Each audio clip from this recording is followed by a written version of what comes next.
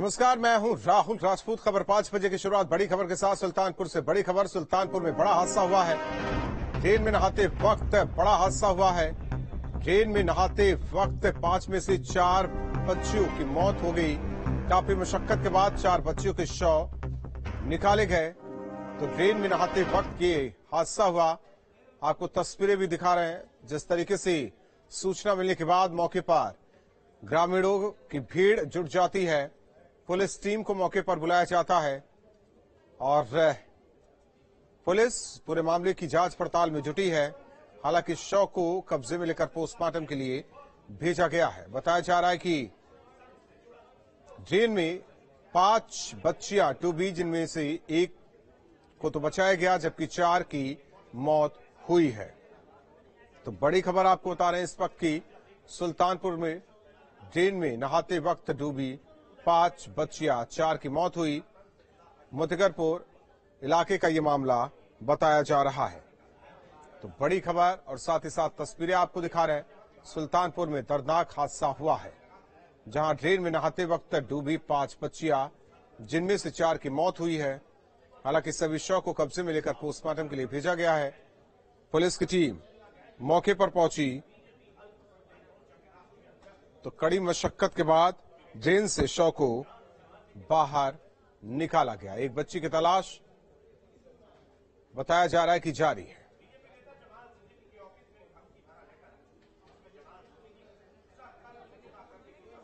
बांदा में रिक्शा चालक की चप्पलों से पिटाई की गई। बड़ी खबर, रिक्शा चालक पर महिला से बदसलूकी का आरोप। पिटाई का वीडियो सोशल मीडिया पर वायरल हुआ। इंदिरा नगर आवास विकास का यह मामला बताया जा रहा है। तो बड़ी खबर आपको इस वक्त की बता रहे हैं। बांदा में ये रिक्शा चालक की चप्पलों से पिटाई की गई। पिटाई का वीडियो सोशल मीडिया पर वायरल।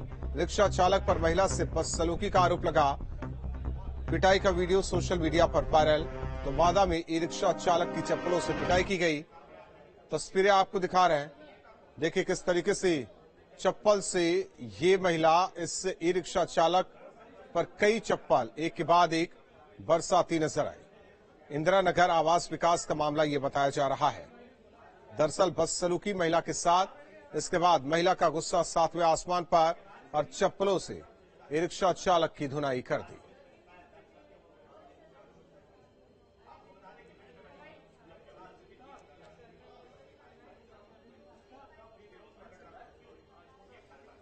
बड़ी खबर, सीतापुर से नाले में डूबकर 3 साल के मासूम की मौत हुई। खुले नाले में गिरने से दर्दनाक हादसा हुआ है। बहन का हाथ पकड़कर घर जा रहा था मासूम। जिला पंचायत की तरफ से बना नाला जो कि अधूरा पड़ा था। रामपुर मथुरा थाना क्षेत्र का यह मामला। तो खुले नाले में गिरने से हादसा हुआ। बहन के साथ मासूम जा रहा था, अचानक नाले में गिर गया, जिससे हादसा हुआ। खुले नाले में गिरने से यह हादसा हुआ। बड़ी खबर और साथ ही साथ तस्वीरें आपको दिखा रहे हैं। बहन का हाथ पकड़कर घर जा रहा था मासूम। तो रामपुर मथुरा थाना क्षेत्र का यह मामला बताया जा रहा है। तो बड़ी खबर और साथ ही साथ तस्वीरें आपको दिखा रहे हैं।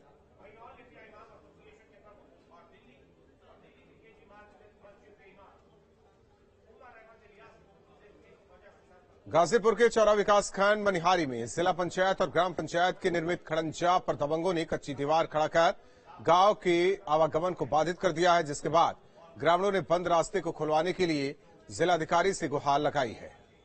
तो लोगों ने डीएम से गुहार लगाई।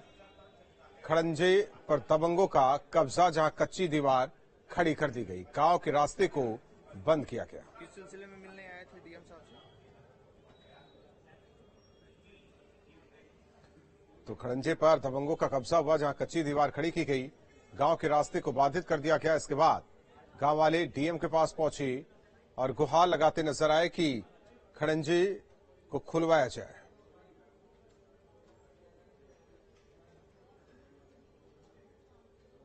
इंटरलॉकिंग और ग्राम पंचायत का लगाया हुआ खड़ंजा, विपक्ष ने खड़ंजे के दीवार खड़ंजे उखाड़ करके दीवार खड़ी कर दिया, बस बली बांध दिया है।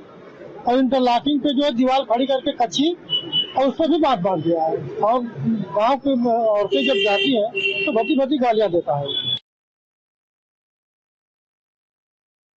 ये संज्ञान में आया है और यदि ऐसा है तो इसकी जांच कराई जाएगी। मैंने एसडीएम जखनिया को निर्देश दिए हैं कि मौके पर जाकर इसको चेक करा लें। यदि सार्वजनिक रास्ते को अवरोध किया गया है तो ये किसी भी तरीके से ठीक नहीं है। इस पे कार्रवाई होगी और उस दीवार को हटाया जाएगा।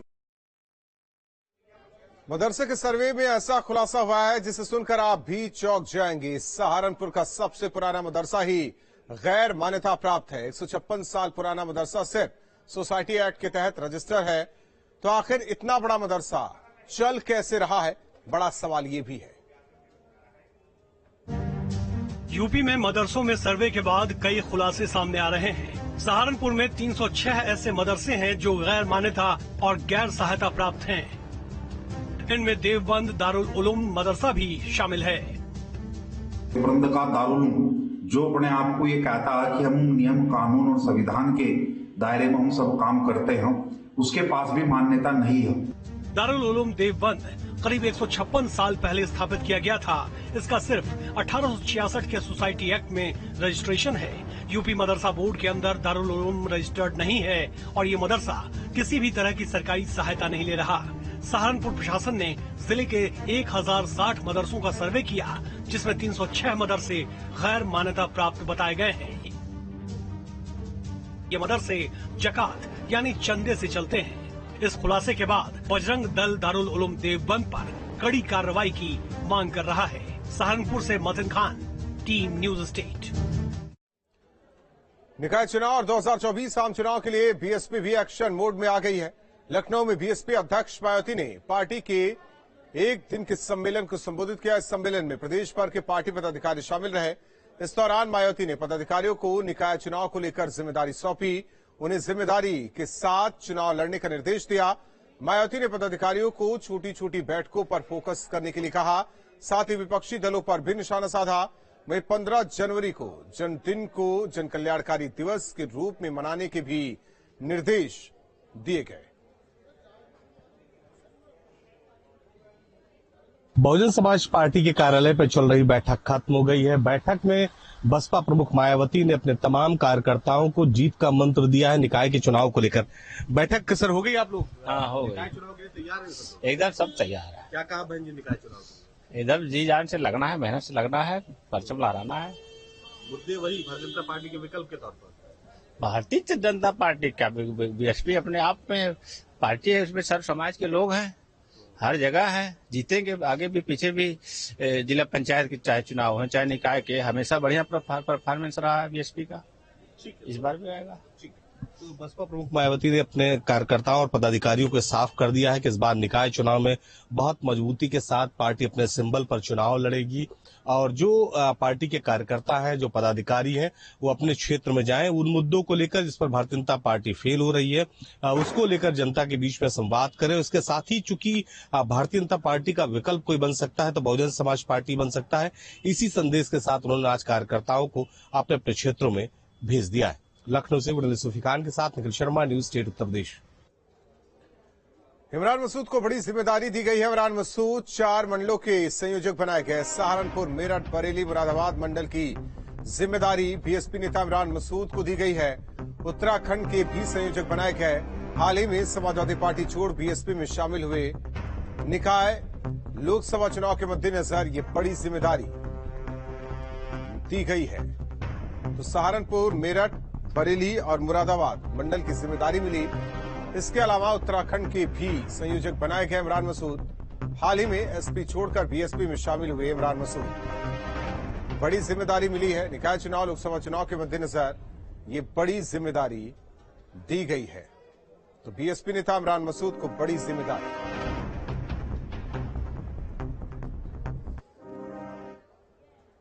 पीएम मोदी ने आज रोजगार मेले का शुभारंभ किया। इस अभियान के तहत 10 लाख युवाओं को सरकारी नौकरी दी जाएगी।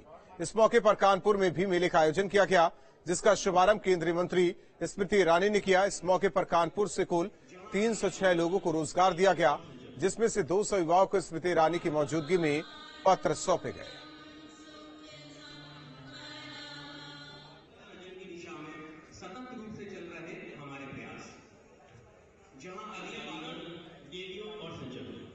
किसी की बेरोजगारी का ध्यान आता है तो उसके और उसके परिवार के ऊपर क्या परिस्थितियां होती है, क्या उसका विचार होता है, क्या उसकी सोच होती है, इसकी कल्पना वही कर सकता है जो उस नीचे से छोटी सी सीढ़ी से उठकर आज ऊंचाइयों के ऊपर पहुंचा हो, जिसने छोटी सी चाय की दुकान के माध्यम से रेलवे में चाय देकर प्रधानमंत्री के रूप में बैठे हों। उनको मालूम है कि गरीब का दर्द क्या होता है, रोजगार की आवश्यकता क्या होती है, उसकी जरूरत क्या होती है। आज धनतेरस के पावन पर्व के अवसर पर देश के यशस्वी प्रधान सेवक जी को मैं विशेष आभार और अभिनंदन देती हूँ कि उनके करकमलों और उनके आशीर्वाद से आज सरकार में 10 लाख नौकरियों को देने के निर्णय का एक प्रतिबिंब यहाँ पर कानपुर में हम सब देख पाए हैं। एक साथ 75,000 नव युवक युवतियों को प्रधानमंत्री जी के आशीर्वाद से नव भारत के निर्माण